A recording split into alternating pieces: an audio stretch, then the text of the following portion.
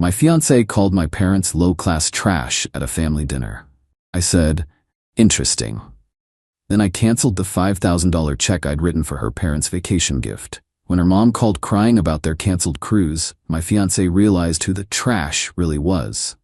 I, 32 male, had the family dinner from hell 3 days ago. Still processing, but mostly just tired. Context.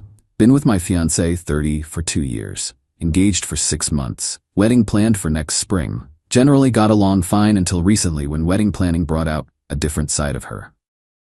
My parents are blue collar. Dad's a mechanic, owns his own shop. Mom was a teacher, retired last year. They live modestly, paid off their house, saved well. Not wealthy, but comfortable. They're good people. Raised me right. Helped me pay for community college before I transferred to finish my engineering degree. I'm doing well now, make about $110K as a project manager at a manufacturing company. Her parents are different. Her dad's a regional VP at a pharmaceutical company. Her mom doesn't work, hasn't in 20 years. They live in a big house in the suburbs, country club members, whole deal. Nice people, or so I thought. A bit pretentious, but tolerable. The dinner was supposed to be both families meeting to discuss wedding details. Held at a nice restaurant, nothing too fancy. Italian place downtown. Things were fine at first. Small talk, menu discussions. Then my fiancé's mom brought up the rehearsal dinner. Her mom, we're thinking the country club. Very elegant. The East Ballroom has those gorgeous windows. My mom, oh, that sounds lovely. What's the cost looking like? Her mom, around $15,000. But it's worth it for the ambiance. My dad nearly choked on his water. $15,000 for one dinner? Her dad, it's not just dinner, it's an experience. You want the wedding to be memorable. My dad, I'm sure it'll be memorable at half that price. Awkward silence. My fiancée jumped in. Her dad, we discussed this. The rehearsal dinner is traditionally the groom's family's responsibility. Right. And we budgeted $5,000. That's generous for a rehearsal dinner. Her mom, $5,000 for 70 guests? That's, oh dear. We can make it work. There are beautiful venues that, my fiancé cut her off. No offense, but we can't have the rehearsal dinner at some budget venue. Our friends will be there.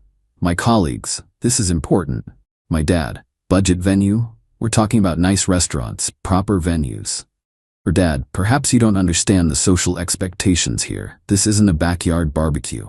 I saw my dad's jaw clench. Warning sign. My mom tried diplomacy. We're happy to contribute what we can. Maybe we could split the... My fiancée actually rolled her eyes. Split it? No, that's not how this works. The groom's family pays for the rehearsal dinner. That's tradition. My dad. And traditionally it's a reasonable dinner, not a down payment on a car. Her mom, to her husband but loud enough for everyone. I told you this would be difficult. Different. Classes have different standards. My mom's face went red. Not angry red, hurt red. That's when my fiancé said it. Maybe if some people hadn't spent their lives in low-class jobs, they'd understand how proper weddings work. But I guess we can't expect trash to understand elegance. Low-class trash. She called my parents low-class trash. The table went dead silent. My mom looked like she'd been slapped. My dad stared at his plate, hands shaking slightly. I said one word. Interesting. My fiancé didn't even seem to realize what she'd said. Kept talking. I mean, it's just reality. We're from different worlds. They need to accept that. I pulled out my phone, opened my banking app, found the pending check I'd written 2 weeks ago, $5,000 for her parents' anniversary cruise gift. She'd asked me to pay for it since they'd done so much for us. Stopped payment, right there at the table. Interesting, I said again. Her dad? What's interesting? Me, just handling some banking. Anyway, about the rehearsal dinner, there won't be one. Wedding's off. You could have heard a pin drop. My fiancé? What? What are you talking about? Me, wedding's canceled. We're done. I'm not marrying someone who calls my parents trash. I was just making a point. You made your point. Now I'm making mine. Stood up, put cash on the table for my parents' meals and mine. Looked at her parents. Oh, and that cruise gift I was covering? Canceled the check. You can pay for your own vacation. Her mom, you what? The $5,000 check I gave you last week. Stopped payment an hour ago. That was a lie, but I stopped it right then. Consider it a gift for teaching your daughter that blue-collar people are trash. Walked out with my parents. Haven't been back to the apartment I share with her. Staying at my parents' house. She's called 38 times. Texted more. I haven't answered. Her mom called this morning, crying about the cruise getting canceled. Apparently they booked everything assuming that check would clear. Now their bank account's overdrafted. My parents keep asking if I'm sure. Yeah, I'm sure. I'm not spending my life with someone who looks down on the people who raised me. Update 1. 4 days later, the fallout has been intense. Day 1 post-dinner, stayed at my parents' house. They kept asking if I was overreacting. My mom especially. Maybe she was just stressed about the wedding. Planning is hard. Mom, she called you trash. Well, she was frustrated. This is why I love my mom, but also why people walk over her. Too forgiving. My dad was quiet, but I caught him Googling how to cancel wedding venues, which made me feel both supported and sad. My phone was blowing up. My fiancée, her parents, her sister. I blocked them all. Day 2. Got a call from the wedding venue. Someone had tried to cancel using my name. Wasn't me. I called them back, confirmed I wanted to cancel, took the hit on the deposit, $2,500. Ouch, but worth it. They mentioned the other party was very upset. They couldn't cancel it first. Guess she wanted to beat me to it. Got an email from her. Subject line, "We need to talk about this maturely." The email was 12 paragraphs about how I was throwing away our future over a misunderstanding, and how she didn't mean it the way it sounded, and how stress made her say things she didn't mean. Not once did she apologize. I replied with one sentence, "You meant every word. We're done." Day 3. Her mother showed up at my office. Security called me down because she was causing a disturbance. Found her in the lobby, mascara running. How could you do this? Do you know how humiliated we are? More or less humiliated than my parents felt when your daughter called them trash? She apologized for that. To me, in an email that didn't actually contain an apology. Did she apologize to them? Silence. Me, that's what I thought. The cruise was non-refundable. We lost deposits. Our account is overdrawn because we counted on that check. Sounds like a financial planning problem. You said you'd pay for it. I said that before your daughter showed her true colors. Consider it a lesson in not counting money as yours before the check clears. This is financial abuse. I'll sue you. Me? For what? I never signed anything saying I'd pay for your vacation. It was a gift. Gifts can be revoked. Ask your lawyer. Security escorted her out. My boss pulled me aside after, asked if everything was okay. I explained briefly. He nodded. Good for you, man. Nobody disrespects your parents. Day 4. Today, the engagement ring situation. So here's something I didn't mention. The engagement ring was my grandmother's. Vintage, from the 1950s. Not massively valuable money-wise, appraised at around $4,000, but irreplaceable sentimentally. Got a text from my fiancé's sister. She says you can pick up your stuff from the apartment. She'll be gone Saturday, 10 a.m. to 2 p.m. Perfect. I want that ring back. Showed up with my dad and my best friend at 10:15 a.m. Let myself in with my key. She wasn't gone. She was there. With her mother, sister, and 2 friends I didn't recognize. Thought you'd be out. I said. Changed my mind. We're gonna talk about this. Nothing to talk about. I'm here for my stuff. Started packing. Clothes, books, my gaming console, tools, documents. Her mom, what about the ring? What about it? It's hers. You gave it to her. Me, it was a conditional gift based on marriage. No marriage. I get the ring back. That's the law in most states. Looked at my fiancée. Where's the ring? She crossed her arms. Safe. That's my grandmother's ring. I need it back. Her, maybe I'll keep it. Compensation for emotional distress.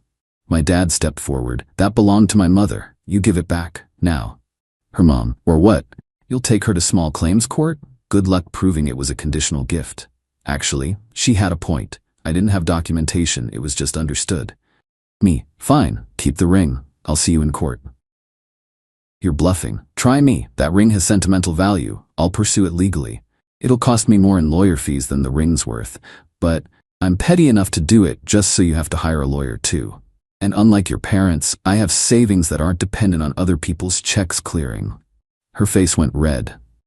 Her sister, just give him the ring. This is stupid. Her mom, don't you dare. He owes us. My dad, he owes you nothing. Your daughter disrespected us in public. He canceled a gift. You're not entitled to his money. Standoff. Finally, my fiancé stomped to the bedroom, came back, threw the ring at me, literally threw it. I caught it. There, hope you're happy. Me, happier than I'd be married to you. Walked out with my stuff. 3 trips total. They watched from the window every time. In the car, my dad said, I'm proud of you. That hit different. Worth all of it. Update 2, 10 days later. The entitlement has reached levels I didn't think possible. The apartment situation. We'd been living in a 2-bedroom apartment. Both our names on the lease. Rent was $1,800 per month. We'd been splitting it 50-50, $900 each. Day 5, got a text from her. You need to keep paying your half of rent until the lease ends. The lease ends in 4 months. Me, I moved out, not paying for a place I don't live in. Her, you're on the lease, you're legally obligated. She was technically right, which annoyed me. Talked to a lawyer friend. He confirmed both names on lease means both legally responsible until lease term ends. But he also said if you're both on the lease, you both have equal right to the apartment. You could move back in if you wanted. I didn't want to, but it gave me an idea. Me, text her, you're right. I am on the lease, which means I have every right to enter the apartment whenever I want. I'll be by daily to check on things. Her, that's harassment. Me, no, that's me accessing my legal residence. Unless you want to work out a deal where you pay me to leave. Day 6, she offered to take over the full rent if I signed my rights away. I countered. Pay me $3,600, 4 months at $900 up front, and I'll sign off on the lease. She refused. Said that was extortion. I said fine, I'll start coming by every day then. Day 7, she paid the $3,600. I signed the lease release. The wedding vendor drama. We booked several vendors. Photographer, $2,800 deposit. Caterer, $5,000 deposit. DJ, $800 deposit. Florist, $1,200 deposit. Total deposits, $9,800. We'd split most of them 50-50 from a joint account we'd opened for wedding expenses. Most were non-refundable. She sent me a spreadsheet. Here's your half of the lost deposits, $4,900. Venmo me. No, her, we both canceled the wedding. Me, you caused the cancellation. You pay the consequences. Her, that's not fair. Me, neither is calling my parents trash. She threatened to sue. I told her to go ahead. My lawyer friend, who's been loving this drama, said she'd lose. She caused the breach. You ended the relationship for legitimate reasons. Most judges won't make you pay deposits for a wedding to someone who insulted your family. The friend group situation. We had mutual friends, about 8 couples, mix of her friends, my friends, and genuinely mutual friends. She'd been telling everyone her version. I overreacted to a stressful moment and abandoned her over nothing. Most people reached out to me for my side. I told them. Short version. She called my parents low-class trash. I ended it. She kept the story minimal. 6 of the 8 couples sided with me.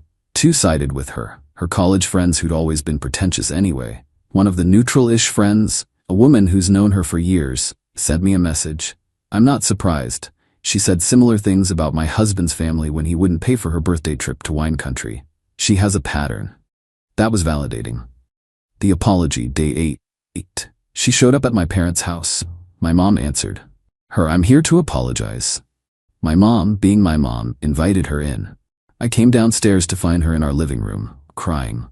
Her, I'm so sorry. What I said was terrible. I was stressed and I took it out on you and I'm so sorry. My mom looked at me with hopeful eyes. Me apologized to them, not me. What? You called them trash, apologized to them. She turned to my parents. I'm sorry if I offended you. If she offended them. My dad, you called us low-class trash. Either you think that or you don't. Which is it? I don't. I was just frustrated. So when you're frustrated, you insult people's livelihoods and call them trash? Her, no, my dad, that's who you are under pressure. We know now. Thank you for showing us before the wedding. Turning to me. See, they won't accept my apology. You're being unreasonable. That wasn't an apology. That was damage control. Get out. I drove an hour to get here. Should have thought about that before insulting my parents. She left crying. My mom looked torn but said nothing. My dad clapped me on the shoulder. Good. The financial revelation, day 9. My lawyer friend helped me close the joint wedding account. We both contributed to it.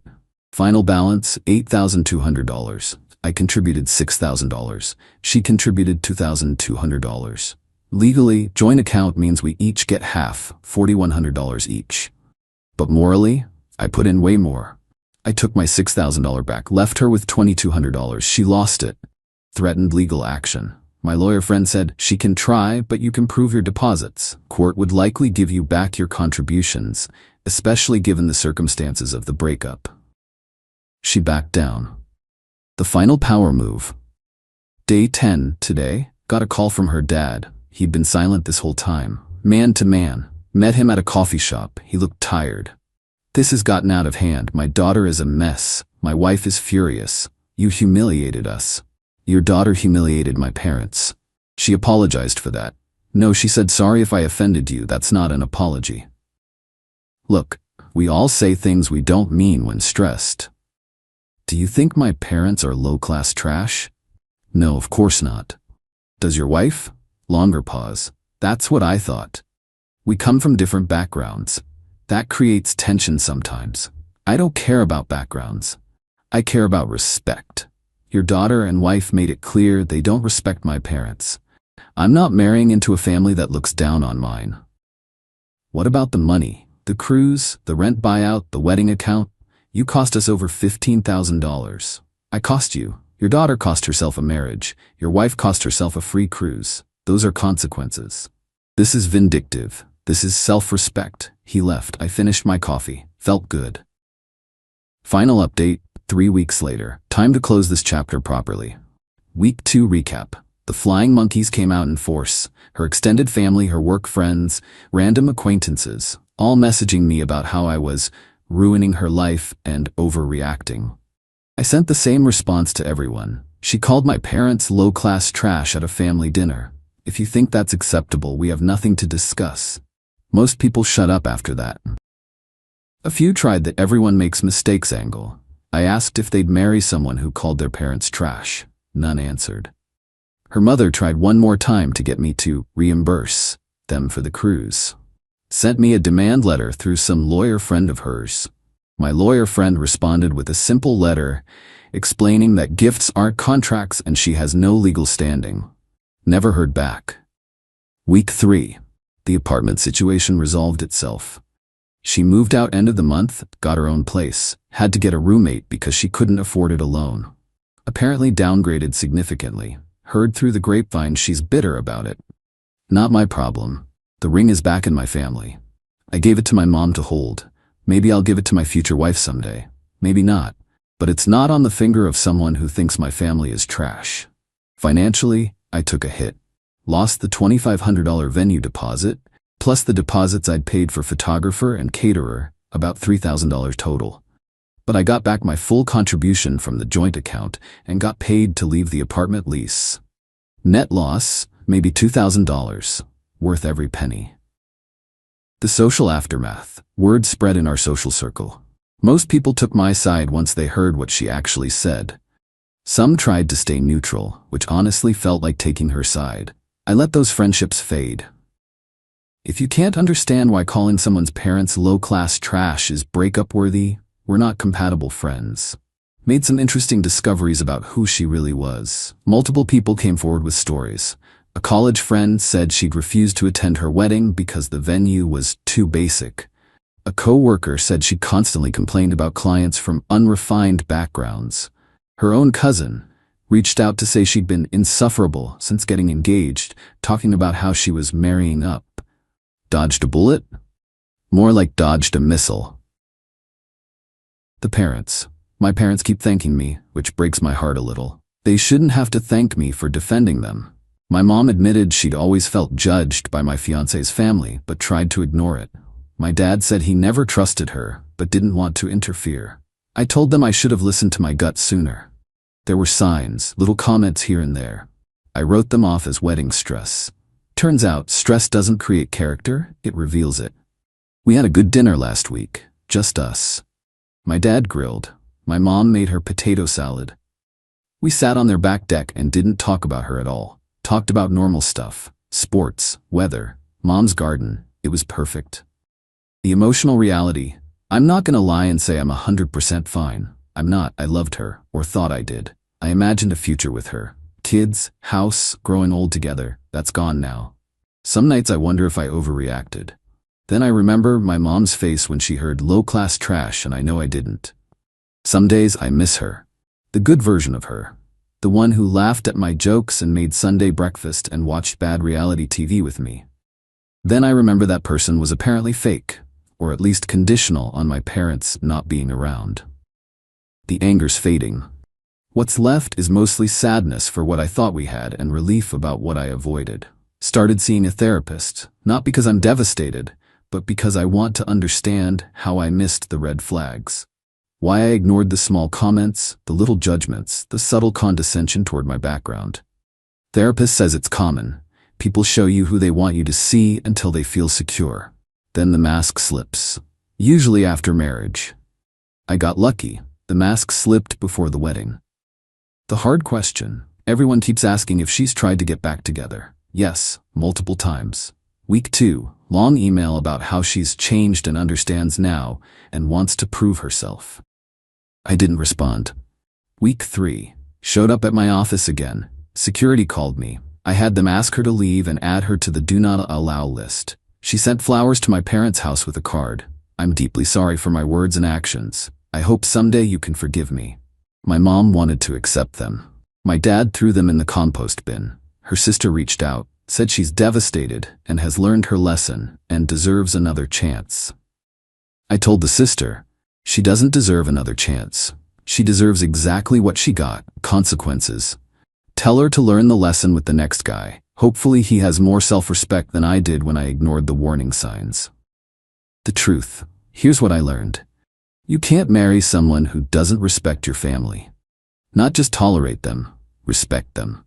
My parents aren't perfect. They're not wealthy. They don't have fancy degrees or country club memberships. But they're good people.